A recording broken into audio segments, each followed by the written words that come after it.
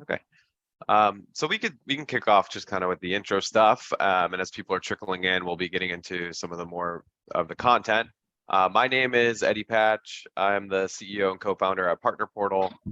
Today we're going to be hosting a webinar with TypeForm and Crossbeam, and the topic is going to be selling the value of partnerships to your executive team.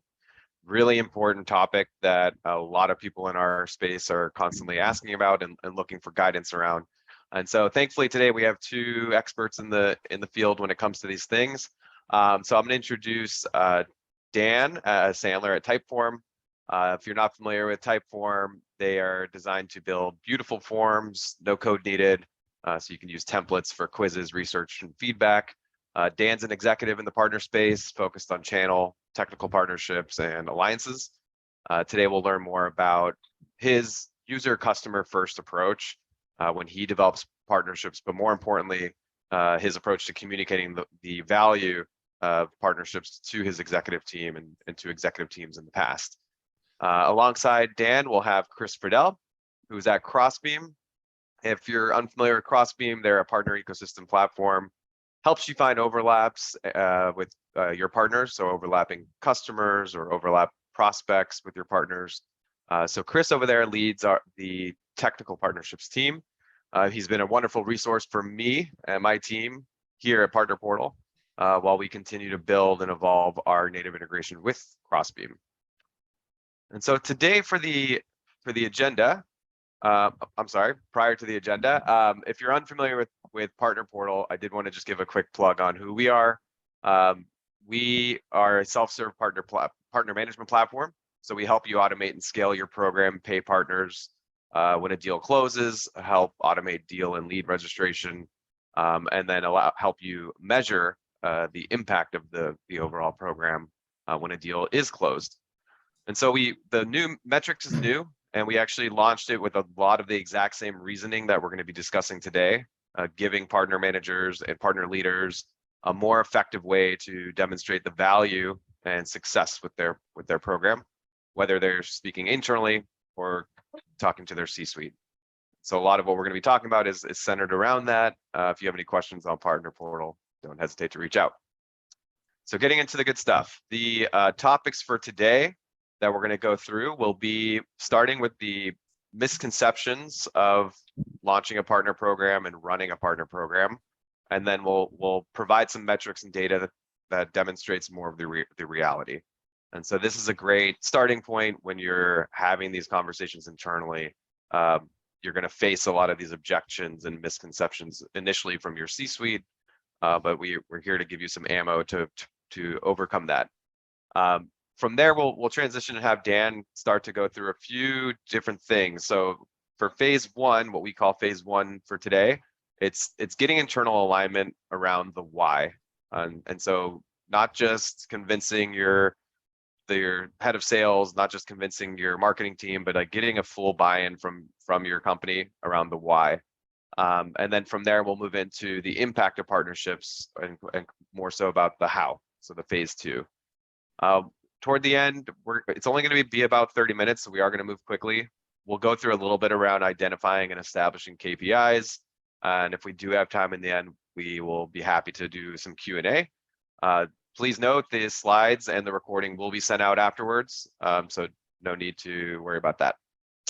So I'm going to go through a couple of the misconceptions, and then we'll kind of go from there.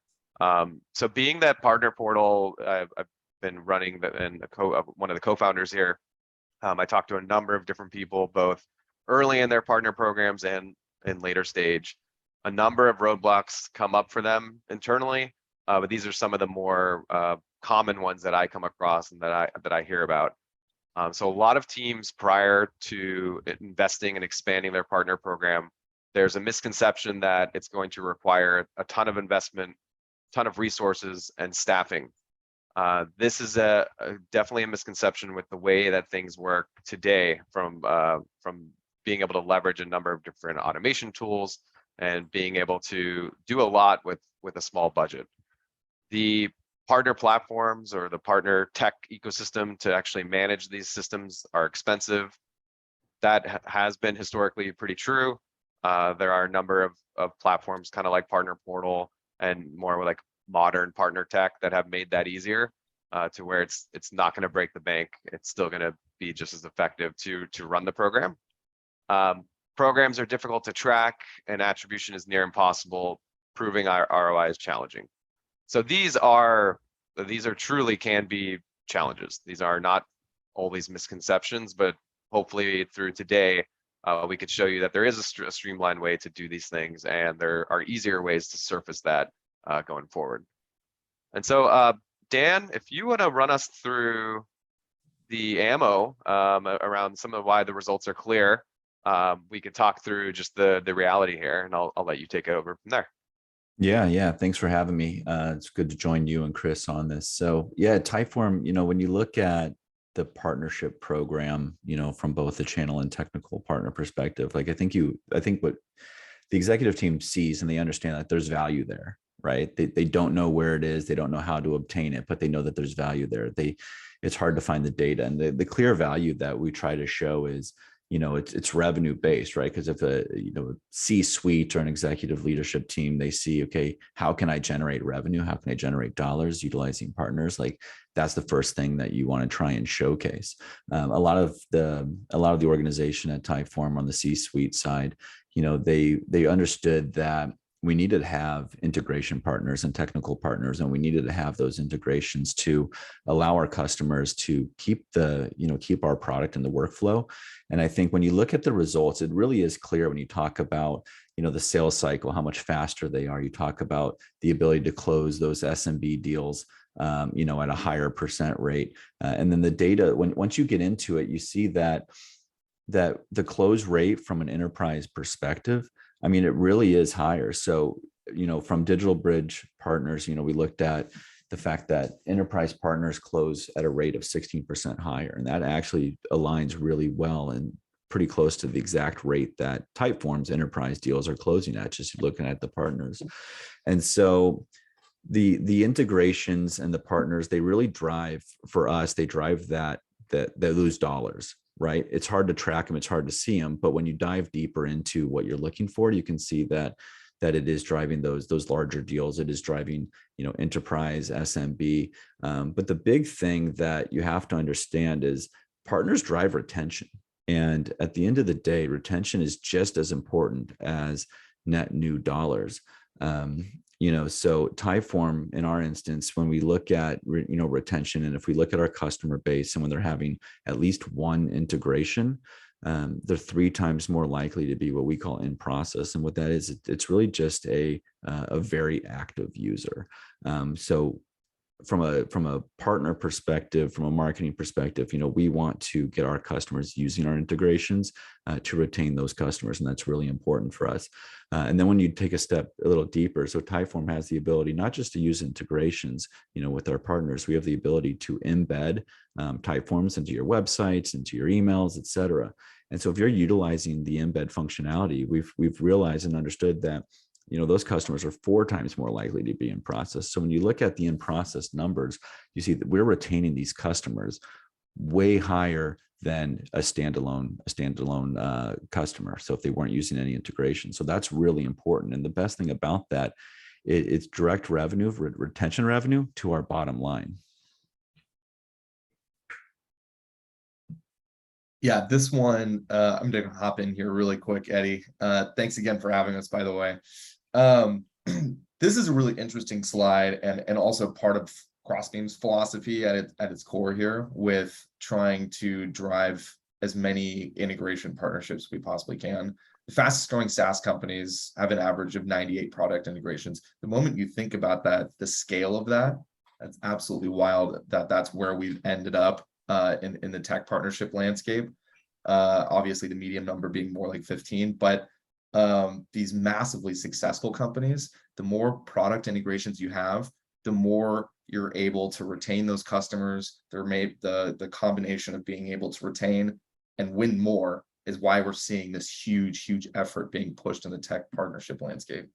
Yeah, I mean, I think that you're spot on there, because I think it's about working in their workflow, like being a part of their workflow, and you want to give your customer the ability to do their job efficiently and effectively. And if you don't offer product integrations, they're going to spend more time outside of your product, and then they spend more when they spend that more time out of your product, they're more likely to churn, and then you're going to use that as a loyal customer. So you want to give them the options. At Typeform, when I started, the team did a phenomenal job of, building integrations and building them fast. So we had well over 130 plus integrations that we had built. And then we got to the point where it's like, okay, now we can get a lot of data and action points to understand, okay, where are our customers spending the most time? What integrations do we want to focus on building better, to allow our customers more access and the ability to do their job and be more effective at it? And then you understand within those, let's call them strategic partners, that you're going to focus on building better integrations. You're going to be doing more co-marketing. You're really utilizing. What I did was, right, when we understood like who those customers were, who those partners were, Crossbeam was a huge help in saying, okay, cool. Now I know who I want to go deep with. I know what I'm going to focus on. Now let's take a step further. I know where my customers are spending their time. Let's take a step further and understand, okay, where's that overlap? And then we can really determine who we want to focus on and who we want to start doing that co-marketing, creating a good go-to-market strategy with. Do you look at the embed functionality? And not every company has the position or the benefit of being able to embed, but do you see that as like a comparable similarity to like an integration almost, where it's like it's like a half weighted integration? It's getting you in all the different products. Is that a strategy that you guys look at? Yeah, it's almost like the embed functionality is you're capturing data, with Typeform, right? So if you're embedding a Typeform or a VideoAsk into, or on your website, the point is to capture data. But you have to do something with that data. So you're almost using that embed functionality in tandem with that integration, because let's just say you're capturing that data from your customer on your website. You're utilizing Typeform. It's embedded onto your Typeform. It's embedded onto your, or to your landing page. Where's that data going to go? It has to be useful somehow to you. So you're taking that data and you're putting into your CRM, or you're putting into your, to your mailing tool to continue that conversation with the customer. So really, at the end of the day, a Typeform is a conversation tool, a conversation starter to keep that conversation flowing with them. But you have to take that data to do something with it so you can learn more about the customer and truly interact with them. So to me, embed and integrations, they really go hand in hand. Cool. Great. So yeah, hopefully some of these stats are new to the group. But we thought there's obviously a lot of new ones coming out in the last year or so. We thought these are some of the most compelling ones, and then addition with these. So feel free to use these in those conversations. So from there, what we'll go into is the getting internal alignment. And Dan, if you want to take us through this next section as well. Yeah. I know Chris has a lot of thoughts on this as well, but so it's kind of like the next step, right? Like the alignment. It's like you've got the C team. They know they want to do something with partners, but they don't really know what. And so they start to build a partner program, and then they're lost. Like, what do we do? Like, we don't know how much to activate, where to spend our resources, where to spend our dollars. How big of a team do you need to get? And so Crossbeam is something that we use internally to help gain that alignment. Because if we can show what that overlap is, we can show what the opportunity is. We can show our sales team, where we need to be spending our efforts to co-sell, our marketing team, where we need to be co-marketing, with our partners. But I think utilizing tools like Crossbeam allow us to bring the different components of our organization into one view.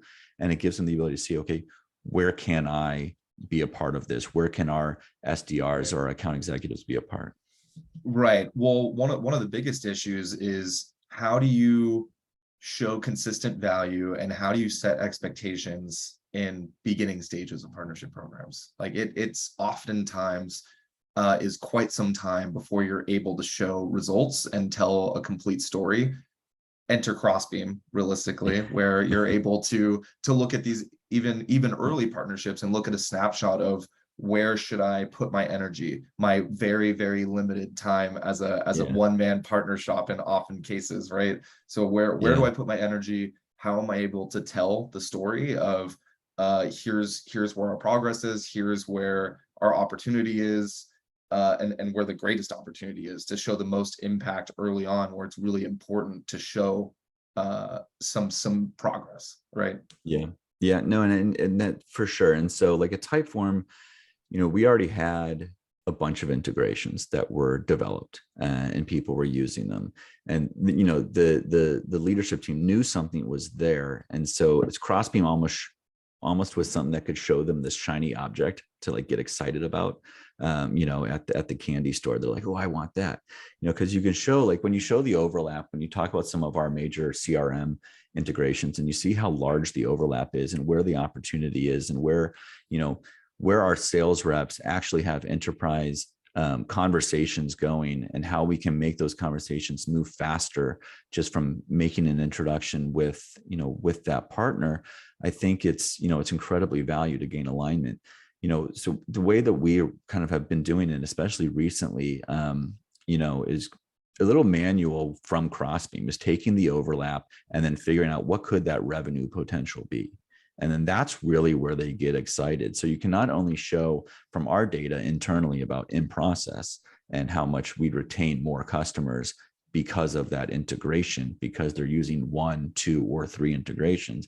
Now what we can show with Crossbeam is the fact that, all right, now we know that they're retaining, but how do we generate revenue with them? How do we go and how do we generate co-marketing activities with them? Where do we want to focus and spend our time? So now my SDRs and my BDRs and my AEs can see, okay, I have this overlap. Dan, how can we push this deal? It's gone stale, like it's gone quiet. Like, how can we push it? In comes partner, right? At that point, if we can show your executive team, or if you can show your executive team the fact that, okay, we've got 15,000 customer overlaps, we've got another 4,000 opportunities, we've got another, and these are large numbers, right? Some of them aren't that large, some of them are, but we've got this opportunity and we've got this many deals in an open opportunity stage. What's our close rates traditionally? Let's increase that with our partner and get them and do co-demos. Right. And one thing I want to add here, really around involving the sales team early, this third bullet point here, it has a lot to do with what you're saying right now.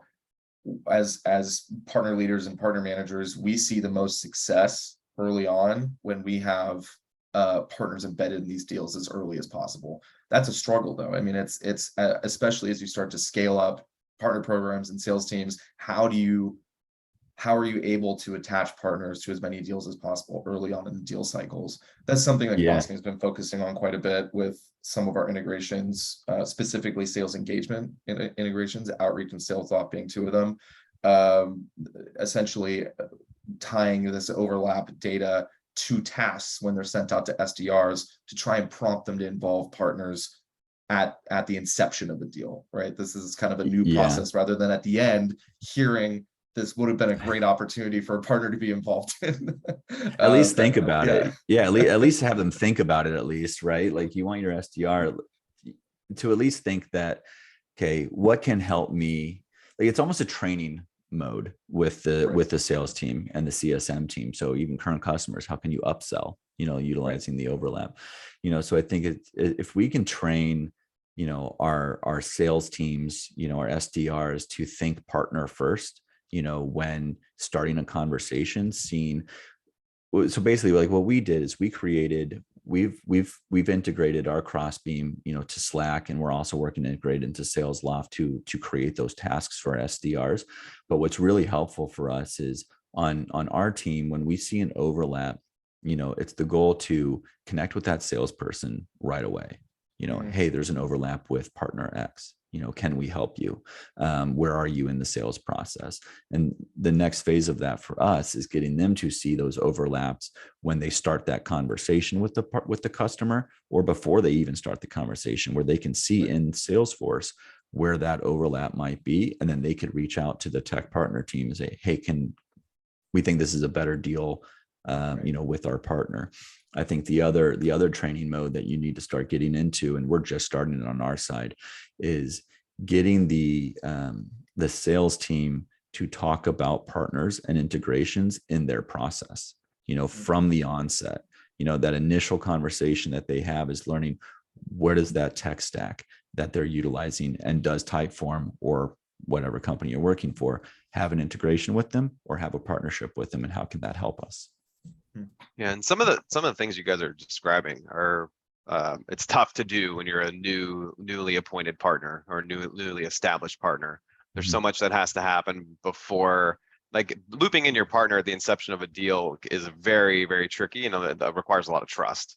Like I'm already just trying to sell this person. Now I got to introduce some other company and make it overcomplicated even further. But it can work really well with a fine balance, especially if the two partner companies have worked together for a while and they kind of know how everything works. They have a good cadence. So when we talk about like that particular function or that event, and we look at this partnership maturity curve that Mike Stalker put together from Rollworks, I mean, where do you see that fitting in? Like, how long do you expect a partnership to evolve before you're doing those kind of things? It could be longer than you want, that's for, I mean, you want to, like, there's a misconception that you turn on a partnership and it's all of a sudden going to start bringing value. Well, it takes work. It takes a relationship. I mean, we're in partnerships, like the community, everyone on this webinar. I mean, I think we know most people. We've had conversations with most people. You have to develop those relationships with the partners, and you have to get your sales team to trust the partner. It's tough because they say, well, I don't know, I could do this on my own, or I want to try and do this on my own, or, I've done it for years and I have a certain way that I do it. But I think we're in a different world. We're in an ecosystem first environment. And if you're not partnering with organizations that are akin to you, and if you're not generating co-selling and co-marketing motions, you're going to miss out and you're going to lag behind your competition, because we're at a state where you just have to do it now. And I think that what's interesting about what Mike put together here is that marketing flip. And I kind of read that maybe a little bit different than the way that he has originally intended it. But I look at it as, for some reason, it's like when you talk about partnerships and you talk about product partnerships, the whole point of a product partnership or an integration or a tech partnership is, how can I make my product more valuable to my customers utilizing my partners? Like, that's the question that I ask. And what partners do I want to go after that make it more valuable? So I really need to align with my product team to say, okay, we can build better integrations. We can build bi-directional integrations. We can build, partners technology into our product to make it a better product at the end of the day. And it's better for both us and our partner to do that, because we can share our customers at that point.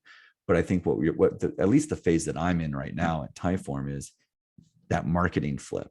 How do I get my marketing team to activate more on a co-marketing basis as opposed to their own marketing efforts? I think it's really important because, at the end, when we talk to our marketing folks, they're all about, and we've got these campaigns going and we're doing the X, Y, and Z, and it's all built around the Typeform brand. And I'm like, great, that's awesome. How do we incorporate our partners into that? Because we're better together. Like, we know that the data proves it, the data shows it. So how can we flip the marketing mentality to create really deep, high touch, co-marketing activities with our partners that generate, awareness, they generate revenue, they generate leads for our sales team. There's so much that we can do on that. So there's a huge opportunity for sure. Yeah, go for it, Eddie. Yeah, I mean, let's keep going on that how part. So what are some other tactics, Dan, Chris, that come to mind? Yeah, So I touched on a few things earlier, a couple slides back with the leveraging your sales team piece here, but I think that the importance of that is recognized throughout the industry. How do we inject ourselves and our partnerships into deals as early as possible so that we can see those stats that we saw early on with these enhanced close rates across the board, SMB, mid-market, enterprise. But before that, I think it's also something that needs to be discussed about, what is that first milestone? Where do you start? How do you determine what's a measurable KPI early on in a process, right? It changes for every single program. Dan, do you have any insight there? Yeah, I mean, I think get a quick win, right? Get one salesperson that is interested in trying it out and get them to work with that partner to close a deal. Again, we know partners are stickier for a customer. So if we can get one salesperson to close one deal with the partner, then that's going to be, it's a rocket ship after that. Like all the other sales reps say, how do I close faster?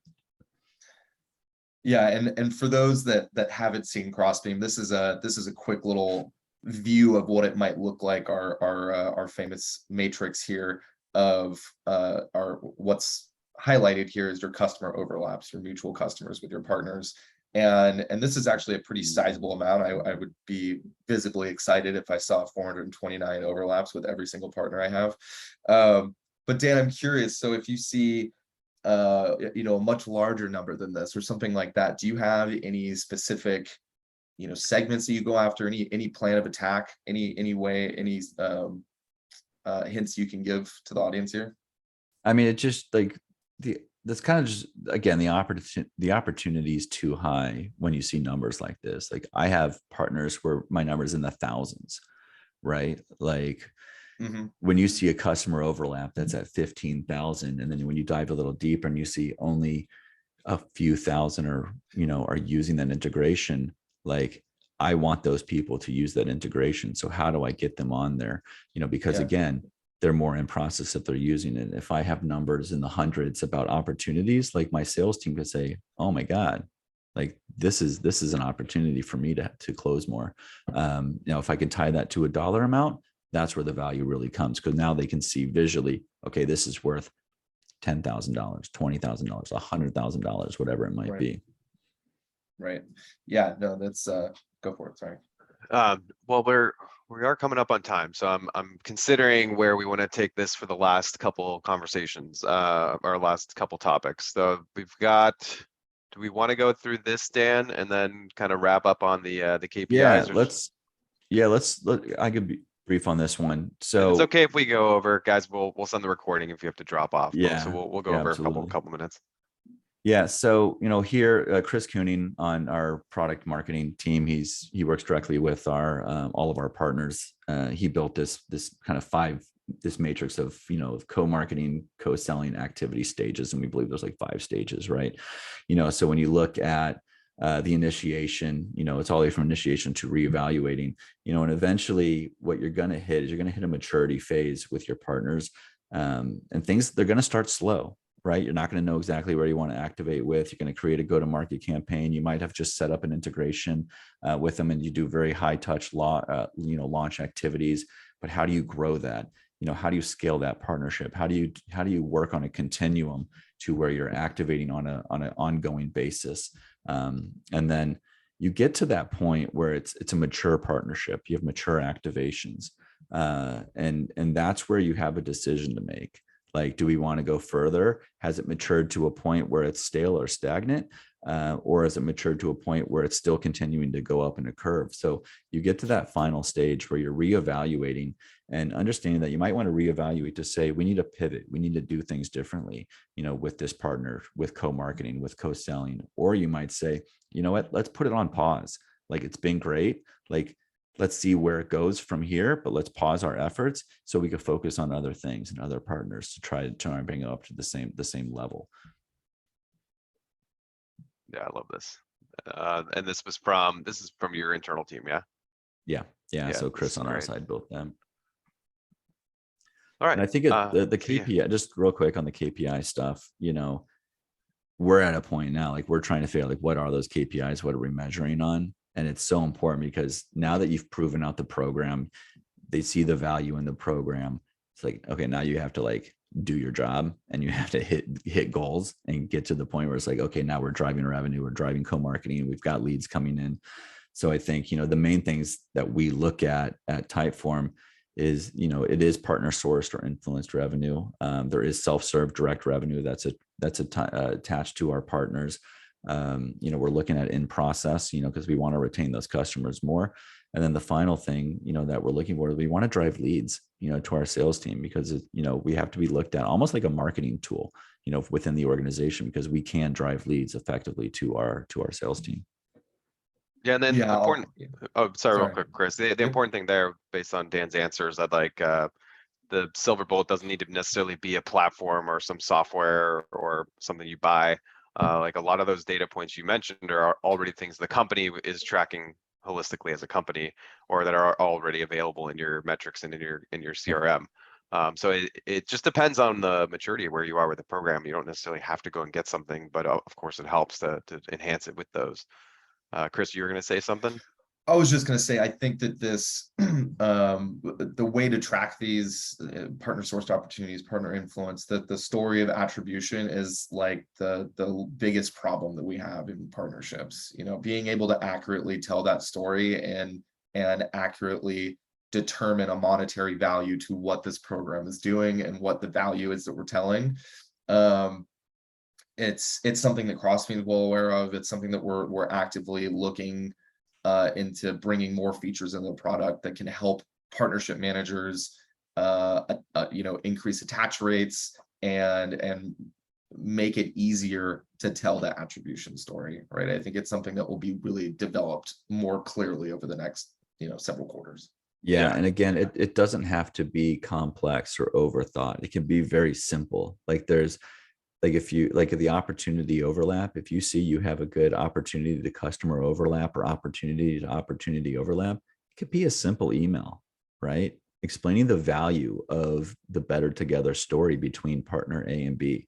Like those are valuable things. And I think email can go a long way. It doesn't have to be a incredibly large marketing campaign to do these, make it valuable.